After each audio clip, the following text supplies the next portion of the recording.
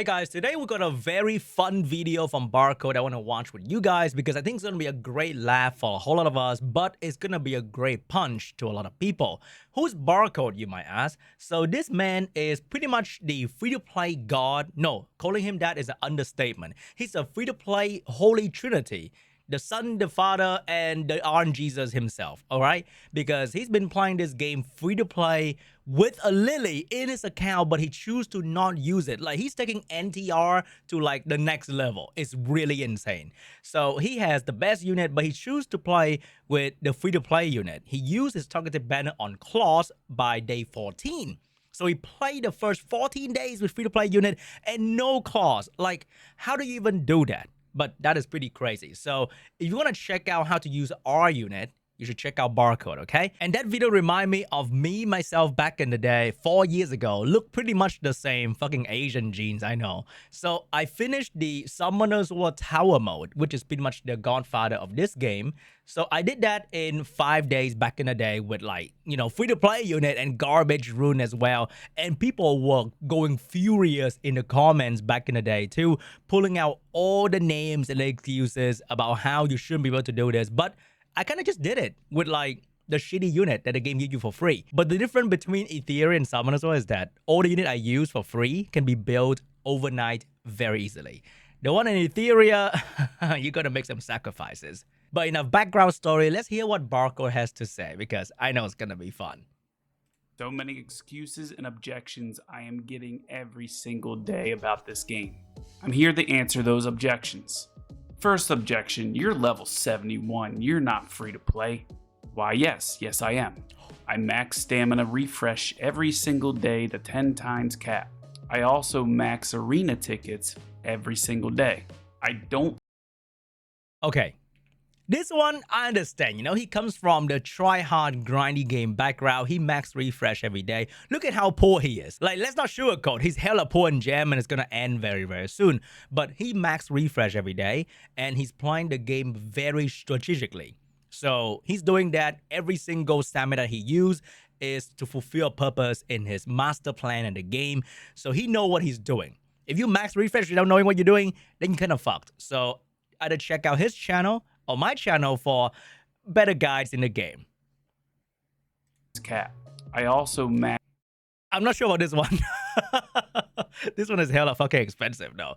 And I think the problem with max refresh arena ticket is that you are never really guaranteed a win the moment you get to maybe platinum, diamond, master, whatever, right? Suddenly, there are every defenses with Lily, and they're all very fast. You get outsped, you die, that kind of thing. So this one is like a 50-50 for me. Like, I refresh arena tickets sometimes for fun and a bit more currency to buy my lattes, but I'm not sure about free-to-play max refreshing arena ticket though. Max arena tickets every single day. I don't spend crystals on summons except... You don't say that, Barcode, dude. Back then, one of my first Etheria video was saying exactly what he's saying. I'm max refreshing and I don't buy the weekly pack to summon and I don't plan to summon with my gem whatsoever. I'm only using my gem for refill and oh my god, the comments go crazy, shredding me apart for playing the game like that. For that targeted summon banner, which you guys saw. I use the characters that the game gives me. I summon with the prototype discs that the game gives me, and all I do is farm. Farming gets my modules, shells, heroes stronger. Arena tickets give me more arena star emblems, which I'll talk about in a second. The second objection is claws. You make everything easy because you have claws. I don't have claws. I don't like his video. I'm going to dislike it, okay? I don't have claws. I hate this man already. 2R units number 41 and Vice. It only works because of claws. My summon plan was called Patience. I waited to day 14 like you saw. Used my SSR ticket. I didn't pull claws until day 14 because I used my targeted summon banner. You could have done the same thing. Instead, you probably went with the rat because a lot of the spenders told you to go with the rat. But hell, I'll take out... Is the rat Remoka? I think that's Remoka, right? That's what people call her, the rat. Claws. I don't need claws. I'll use Freya. But now it's going to be, oh, you're How does he have Freya? That's a limited character unit. He must be paid to win. using Freya. Yeah, if you don't have one SSR on a team, I'm sorry.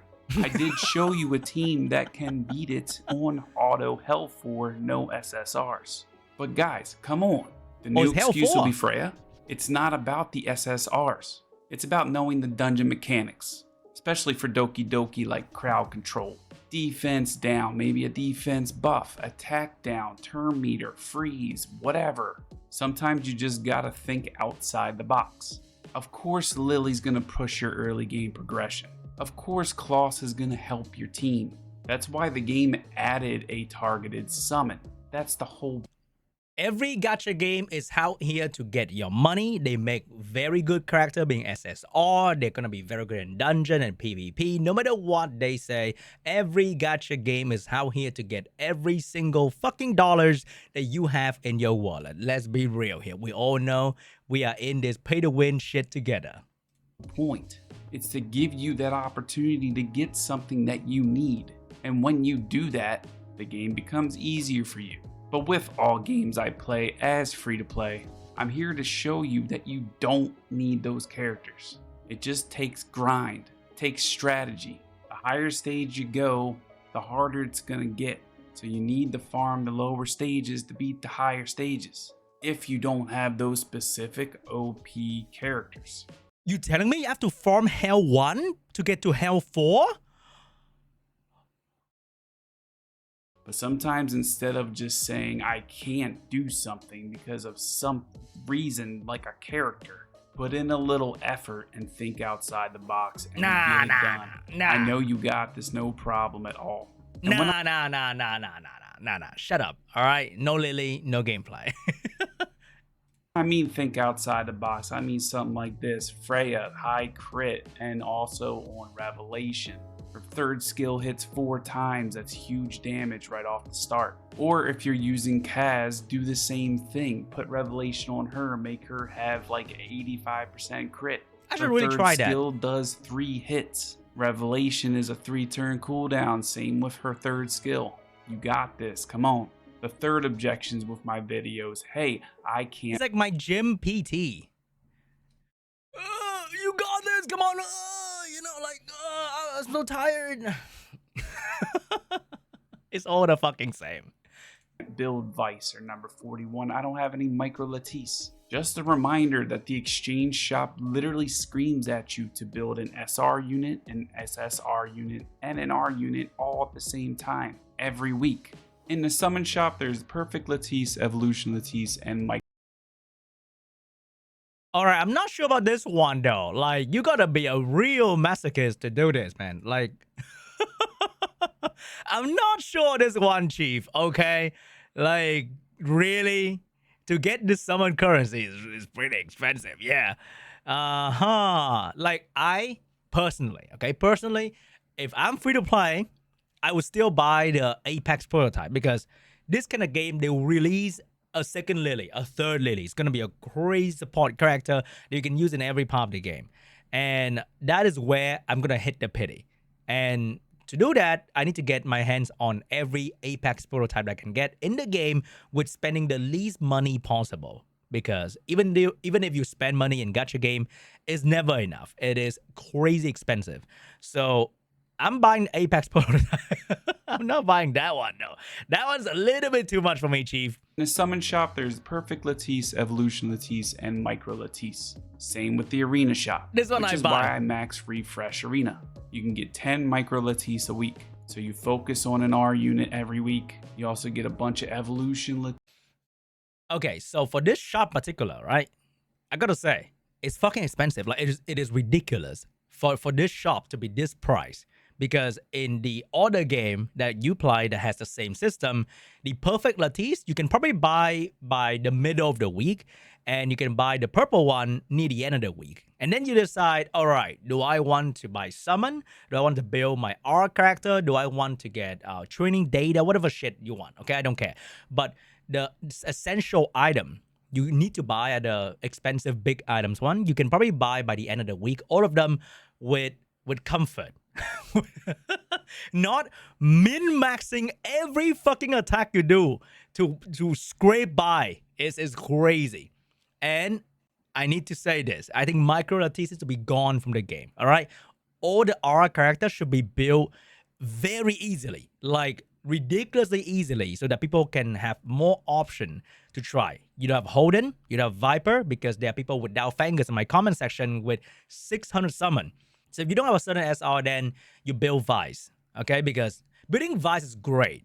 It doesn't feel great. It's like trying to lose weight and then building Vice like eating chicken breast. But you can also lose weight by eating beef, by eating salmon if you like fish. And those are like the expensive stuff, right? But so you can do that, but it doesn't feel that great. You know what I'm saying? Tease during the week. So that's one SR unit. And then you should always be working on one SSR, because that is endgame heroes for all of us.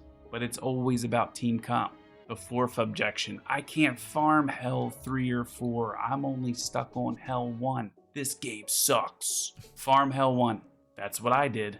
When all the spenders were farming Hell 3 and Hell 4 for a week, I was in Hell 1, upgrading my modules to maximize my speed and my stats for damage and survivability. And then your first mid-game goal is beating Hell 3, farming that until you can beat Hell 4. That's what you do in progression in a game like this. You're really not supposed to be beating Inferno, which is endgame content 2.5 weeks in the game. A little side objection here: I've been told Hell 4 is meh. You're supposed to be farming Inferno. Again, we're not even 3 weeks in. Relax. The only difference between Hell 4 and Inferno in thresholds is that there's new sets. All right. Like, it's like a 50-50 for me at this point. Honestly, I think Inferno, I stand by my ground ever since I see Inferno in the test server and every beta. Inferno is where the game fucking start. All right, because I've been farming Inferno for a while now, and the gear drop is shit. It's not that much difference, baby. Like the drop is so bad that the Inferno is the start of the journey. Now you farm, and now you're done with the good piece. You go back to fucking Shell because you need the right combination. And then now you have the right combination. Reroll the Shell substat. Your piece of Inferno has like effect res, defense flat, HP flat, but you had to use it because you didn't have anything else. Go back to Inferno, farm a bit more. Like, it's never really ending journey the moment you reach Inferno. And the longer it looks, the worse it is for every gacha player, because let's be real here, right? Like, look at the man here. He's been through shit. He's been through many gacha games. He know what's up. But for an average player to play this game, they'll be like, oh my god, just to farm, it takes like 20 billion light years to get there. Like, he knows what he's doing to like a fucking university degree. And he takes many weeks to get there. An average player, how many weeks? It's gonna be pretty crazy. So an average player will probably go to the next game and play the next game instead, because I don't think we have the time to afford to like, hey, let's stay here for 3 months, buddy boy. No, it doesn't work out that way, because back then in Summers and Epic 7, you don't really have any option for like PvP gacha game or gacha game in general. You just like stay there. You stick with it, like whatever, because there's really no other option. But now there are abundance of gacha game that people can jump to, farm, have fun, collect their little garden of whatever unit, collect their mini waifu. Like, there's so many options for people to jump. And I think making the game a bit friendlier to casual player can never really hurt, because this is not supposed to be where we're trying to sweat the shit out of the game, right? There's so many other tabs for us to like sweat and blood and tears in this game, like Ethernet, like Amber Track, like now the Infinity Whale Train and the Whale Rumble and Acing Echo and the Arena Union. There's so many things to sweat over, to theory craft, to build new niche team comms and build modules and shell. It's crazy. There's so many things to explore in the game, but we just can't get our fucking eyes out of shell and module, because it is so really challenging.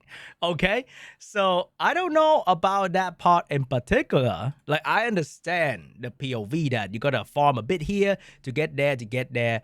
But do we really need that long? Do we really still have a community by the time that we should progress, like how they expect us to? I'm not sure about that one though. The 6-piece sets, which are really for endgame. So you can optimize that 12 set, 8 set, 6 set combo. And with that, you need to be able to beat Inferno shell dungeons in Grim Pursuit. Otherwise, you can't make that combo. So before you worry about Inferno thresholds, you should be more worried about Inferno Grim Pursuit. Nico Nana, you can do it. With all the free units the game gives you. The only SSR you really need is Ling Lao, and you get that. But all hero collecting gacha RPG turn-based mobile games are all a grind. If you want the instant gratification, go play a single player game on a console. The last objection, No you play need Honkai Lily. Star Rail. One, it's proven you don't. This is all they can say. This is the last objection, it's Etheria restart. The only reason it's Etheria restart is because Lily does make early game progression easier. And that's just because of Lily's kit. Of course she makes things easier. I have her and I'm not What a fucking Chad. How, bro? Like, literally, how do you even do that? That is crazy. going to use her. Not until I beat everything in Inferno. Just to prove a point. I'm going to farm my Hell 4 dungeons to optimize my gear. My next goal right now is to beat Inferno Nikanana, and I already have the team to do it. This team right here will beat it.